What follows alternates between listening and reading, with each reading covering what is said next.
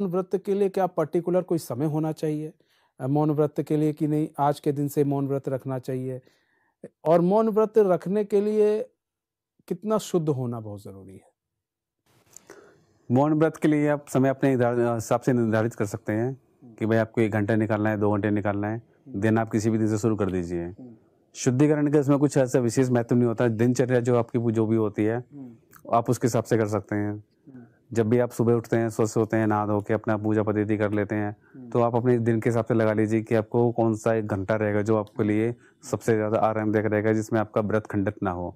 तो उस समय आप अपना उस समय अपना व्रत रख लीजिए और ये समय आपको निर्धारित करना पड़ेगा कि आपको इसी समय तक मुझे कंट्रोल रखना है। कि समय निर्धारित इसलिए होता है कि उसकी समय की आपको आदत पड़ सके। क्योंकि जब तक आप उसमें नियम नहीं बनाओगे, नियम ना बनाने के कारण से आपको उसकी ऊर्जा का आभास नहीं होगा। नियम इसीलिए बनाए जाते हैं ताकि एक दायरे में बंध के रहो, आप नियम से बंध के रहो और उस कार्य को आप करने के लिए आपके अंदर जागरूकता है। जब तक आप किसी भी कार्य को जागरूक रख के नहीं करोगे, तब तक उसको पूर्णतः प्राप्त नहीं कर पाओगे। तो संकल्प आपका बना के रखिए, दृढ़ संकल्प बनाइए ताकि जो आपने संकल्प ले लिया उसको आपको हर हाल में पूरा करना ही है। और 1 घंटे से शुरुआत करके अपनी योग्यता के हिसाब से धीरे-धीरे समय बढ़ाते जाइए। ये मौन व्रत आपने अगर 1 घंटे से शुरू करा तो 1 हफ्ते तक 1 घंटे का रखिए, उसके बाद 1 हफ्ते के बाद आधा घंटा बढ़ा दीजिए। इस तरीके से थोड़े-थोड़े समय के बाद हफ्ते में 10 दिन में या 15 दिन में आप 15 से 20 मिनट या आधा घंटा बढ़ा सकते हैं। तो इस तरीके से भी आप मौन व्रत रख सकते हैं। अच्छा आज की जीवन शैली में मौन व्रत कैसे उपयोगी है? आज की जीवन शैली में मौन व्रत उपयोगी इसलिए है कि भाई जो हमारी दिनचर्या होती है बहुत ज़्यादा नकारात्मकता होती जा रही है कि अपने विचारों व शब्दों पे नियंत्रण करने के लिए हमें मौन व्रत रखना चाहिए। कि देखा जाए कि आज के समय में कुछ भी होता है कि हम कुछ भी बोल देते हैं बिना सोचे समझे, बिना अपने नियंत्रण पे और उसका हम ये भी नहीं देखते कि हमारे जीवन में इसका क्या प्रभाव पड़ रहा है। तो जब हमारा नियंत्रण हमारे ऊपर नहीं होता, हम बिना सोचे समझे बोल देते हैं तो उस समय ये हमारे मौन व्रत हमारे लिए बहुत ज़्यादा उपयोगी है। एक हमारी कहावत भी है, इसमें कहते हैं कि एक चुप और हज़ार चुप। कई बार क्या होता है कि हम अपनी आतुरता में इतने ज़्यादा भावुक हो गए या इतना ज़्यादा जोश में आके इतना कुछ बोल देते हैं कि उसका जो नुकसान होता है, जो उससे जो हानि होती है, हमें लंबे समय तक चुकानी पड़ती है। तो उसलिए चुकानी ना पड़े या उसका प्रभाव नकारात्मक हमारे जीवन में ना पड़े, इसलिए हमें कुछ जगह पे भी मौन रहना चाहिए। मौन व्रत का ये होता है मतलब ये भी होता है कि जैसे कि आप कुछ जगह होता है कि आपको नुकसान होने वाला है, आपके बोलने से किसी का फ़ायदा नहीं होने वाला है, अगर उसका नुकसान आपके लिए, आपके परिवार के लिए, आपके दोस्तों के लिए होने वाला है, तो आपको उस जगह भी चुप रहना चाहिए। जब आप उस जगह चुप रहेंगे, तो ये भी आपका एक तरीके से मौन व्रत भी माना जाएगा। तो जिस विचारों पे और शब्दों पे आपका नियंत्रण हो जाएगा, तो उसका जो सकारात्मक प्रभाव है आपके जीवन में वही पड़ेगा, नकारात्मक प्रभाव नहीं पड़ेगा। तो मौन व्रत आज सबके लिए आज के समय में तो सबके लिए बहुत ज़रूरी हो गया है। अच्छा मौन व्रत के लाभ क्या हैं? मौन व्रत का सबसे बड़ा लाभ होता है कि आपके विचारों पे, आपके शब्दों पे कंट्रोल हो जाता है। आपकी वाणी पे कंट्रोल हो जाता है। मौन व्रत से आपके अंदर जागरूकता उत्पन्न हो जाती है। जागरूकता उत्पन्न होने के बाद में आपको ये पता होता है कि मुझे किन शब्दों का और किस जगह सही इस्तेमाल करना है। तो अगर आप अपनी जागरूकता को नहीं पहचानेंगे और आप बिना सोचे समझे कुछ भी अपने शब्दों का चुनाव करके या जैसे भी आप बोलेंगे, तो उससे आपकी उन्नति नहीं हो पाएगी और उससे कहीं न कहीं आपके जीवन में बाधा आती है। जब आपके विचार और शब्दों पे नियंत्रण हो जाएगा, वाणी पे नियंत्रण हो जाएगा, तो आपको अपनी योग्यता का पूर्णतः आभास होने के बाद आप उन्हीं शब्दों, उन्हीं विचारों को या उन्हीं वाणी से उसी शब्दों में आप बोलेंगे जिससे कि आपको और आपके समाज को या आपके परिवार को फ़ायदा हो। दूसरा इसमें होता है कि आत्मनिरीक्षण और आंतरिक शक्ति है। मौन रहने से हमारी ऊर्जा बढ़ती है और हमारे अंदर जो हमारी आंतरिक शक्ति है उसका भी विकास होता है। कई बार हमें नहीं पता होता कि हमारे अंदर कितनी ऊर्जा है, कितनी नहीं है, कि हम अपनी ऊर्जा बोलने में व्यर्थ कर देते हैं। जब हम बोलने में व्यर्थ कर जाते हैं तो हम अपने विषय में, अपने बारे में उस पर चिंतन नहीं कर पाते, सोच नहीं पाते। जब आप बोलना बंद करेंगे, चुपचाप एक जगह शांत बैठ जाएँगे, निर्विकार होकर बैठेंगे, कुछ भी आपके विचार चल रहे हो, कैसे भी आपके मन की दिशा होगी, तो कहीं न कहीं जो आपके विचार होंगे, तो जो आपके विचार आपके अंदर से निकलेंगे। जब आपके अंदर से आंतरिक विचार निकलेंगे, तो कुछ आपके सकारात्मक प्रभाव भी जो ऊर्जाएँ होते हैं, वो भी आपकी बाहर आना शुरू हो जाएँगी। तो मौन रह के भी, चुप रह के भी आप अपनी ऊर्जा को नियंत्रण कर सकते हैं। अब देखा जाए तो जो हमारी सनातन परंपरा के सबसे ज़्यादा तो जो हमारे ऋषिगण होते थे, वो ज़्यादातर चुप रहते थे। जितना बोलना होता था, जिन शब्दों का चयन करना होता था, जितना कम बोलना होता था, वो उतना ही कम बोलते थे। व्यर्थ में अपने शब्दों को और अपनी वाणी को व्यर्थ नहीं करते थे वो। सनातन परंपरा में जो ऋषि होते थे उन्होंने अपनी सारी ऊर्जा को केंद्रित किया था कि अपनी वाणी की जो ऊर्जा को उस जगह ही इस्तेमाल करते थे जिस जगह उनकी आवश्यकता होती थी, और जहाँ उनकी आवश्यकता नहीं है, अगर वो समाज में भी, सभा में भी बैठे हैं, तो सभा में बैठने के बाद भी वो मौन ही रहते थे। और इसी कारण से उनकी ऊर्जा इतनी एकत्रित हो जाती थी, उनकी ऊर्जा इतनी बढ़ जाती थी कि जिन शब्दों का इस्तेमाल करके जो वाणी बोलते थे वो उनकी सत्य हो जाती थी।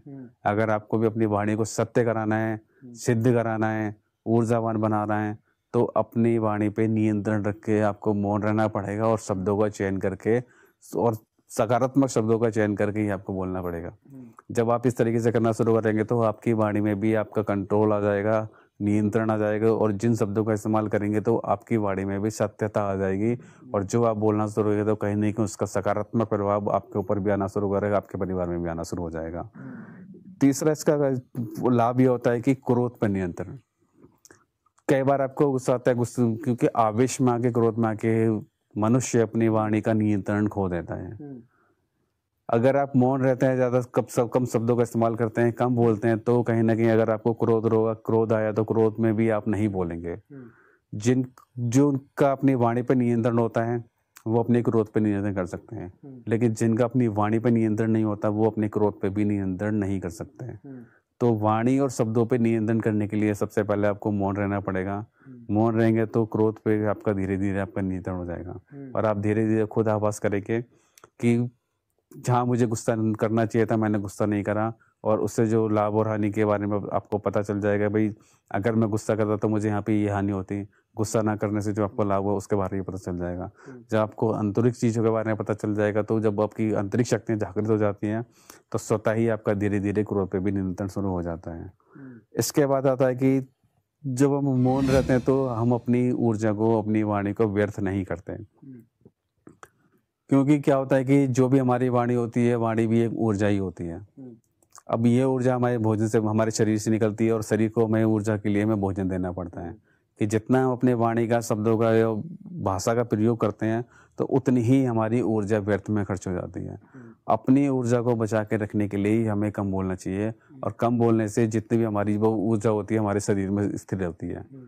और इसी तरीके से और भी बहुत सारे लाभ होते हैं अपनी वाणी को नियंत्रण करने के लिए और मौन व्रत रखने के लिए। तो आप भी मौन व्रत शुरुआत कीजिए, कम से कम 1 घंटे से लेके धीरे धीरे आपके अंदर भी जागरूकता आ जाएगी, और आप भी देखेंगे भाई आपकी कार्यशक्ति भी बढ़ गई है, और उसके बाद आपको बहुत ज़्यादा इसका लाभ होना शुरू हो गया है। अच्छा, योग करने से एक अंदर से एनर्जी मिलती है, क्या मौन व्रत रखने से भी अंदर से एनर्जी मिलती है? बिल्कुल होती है, अंदर से ऊर्जा मिलती है। कि जब आप मौन व्रत रखेंगे तो आपकी जो ऊर्जा है, कार्य शक्ति है, जो वचन की शक्ति है, जो भाषा की शक्ति है, वो आपकी सारी की सारी नियंत्रण होना शुरू हो जाएगी। क्योंकि जितना आप नियंत्रण अपने ऊपर रखोगे उतनी शक्ति आपकी बढ़ना शुरू हो जाएगी। और जो भी हमारे शरीर से ऊर्जा निकलती है कहीं ना कहीं तो खर्च होती है, भाई आप उसको श्रम में खर्च कर लो, या बोलने में खर्च कर लो, या अपना मानसिक कार्य में खर्च कर लो। तो जितना आप कंट्रोल करेंगे, जितना आप वाणी को कंट्रोल करेंगे, शब्दों को कंट्रोल करेंगे, उतनी ही आपकी ऊर्जा आपके शरीर में प्रवेश करना शुरू हो जाती है और आपके शरीर में स्थिर होना शुरू हो जाती है। तो उसका लाभ आपके शरीर को भी मिलता है, मस्तिष्क को भी मिलता है, और आपकी सकारात्मक सोच को भी आता है उसका। अच्छा, एक चीज़ और है पंडित जी, हम जानना चाहेंगे। देखिए, जैसे हम बात कर रहे हैं यहाँ पर मौन व्रत की, अगर हम बात करते हैं बार बार, तो एक चीज़ ख्याल आता है कि इससे मौन व्रत को हमें कितनी बार करना चाहिए, मतलब अगर साल में कितनी बार हमें मौन व्रत करना चाहिए? 6 महीने हिंदी कैलेंडर के हिसाब से भादो मास में आता है, तो 16 दिन का ही होता है, ये महादेव को समर्पण होता है। तो आप अगर हर साल इसी 16 दिन का भी कर लें, या इसके अलावा भी आप ज़्यादा कर सकते हैं तो कर सकते हैं। देखा जाए तो जो भी हमारे मंत्र जाप होते हैं, नाम जाप होते हैं, इसमें भी हम मौन व्रत रखते हैं। अब जैसे कि हमारे धार्मिक अनुष्ठान होते हैं, सावन आया, सावन में हम जब देवी महादेव की सेवा करते हैं, तो हम ये कोशिश करते हैं कि भाई हम कम से कम बोलें, हमारी सारी ऊर्जा महादेव पे केंद्रित हो और हम महादेव का चिंतन ही करें। इसी तरीके से जब हमारे नवरात्र आते हैं, नवरात्र में हम माता की सेवा करते हैं। माता की सेवा में भी होता है कि हम अपनी वाणी को, अपने शब्दों को, या और इतना ज़्यादा कंट्रोल करते हैं, इतना ज़्यादा नियंत्रण करते हैं कि उस समय कम बोलना पसंद करते हैं, और सात्विक आहार लेते हैं। तो दूसरा कारण ये भी होता है कि जब हम सात्विक आहार लेते हैं, शुद्ध आहार लेते हैं, तो जो हमें हमारी जो ऊर्जा होती है, तो हमें वो ज़्यादा बोलने की अनुमति नहीं देती, हमारे शरीर की ऊर्जा अनुमति नहीं देती।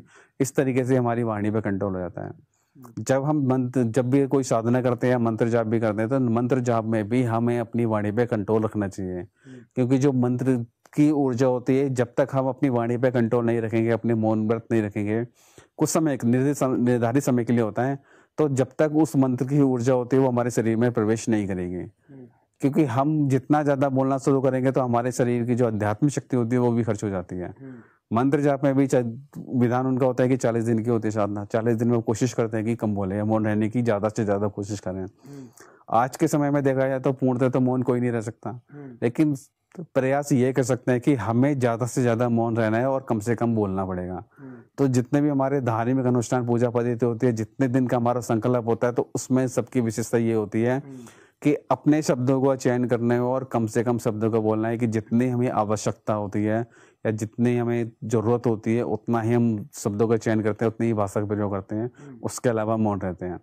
कि अगर हमारा बिना बोले जितना काम चल जाता है हम उतना काम चला लेते हैं। जब लगता है कि हमारा काम नहीं चलने वाला, उसको बोलना ही पड़ेगा, तभी जाके जो हमारे धार्मिक अनुष्ठान होते हैं, पूजा पद्धति होती है, संकल्प ले के करते हैं, या हमारी कोई साधना होती है या विशेष हमारे तीज त्योहार होते हैं, तो उसमें हम ज़्यादातर हमारा मौन व्रत ही रखा जाता है। अक्सर देखा जाता है कि जब व्रत रहते हैं लोग, जैसे बताया अभी नवरात्र की बात करें, जब व्रत रहते हैं लोग तो उस वक्त लोग गलत शब्दों का यूज़ नहीं करते हैं, तो क्या उसे मौन व्रत की श्रेणी में रखा जाएगा? बिल्कुल रख सकते हैं उसको मौन व्रत की श्रेणी में, लेकिन कुछ वो जो माता के जो अनुष्ठान होते हैं, 9 दिन की जो पूजा होती है, तो गलत शब्दों का इस्तेमाल नहीं करते, गलत विचार नहीं आते, गलत सोच नहीं होती और कम से कम शब्दों का चयन होता है, तो वो मौन व्रत में ही आता है। तो मौन व्रत को होता है कम से कम गलत शब्दों का कम से कम बोलना, वो भी मौन व्रत में ही माना जाता है।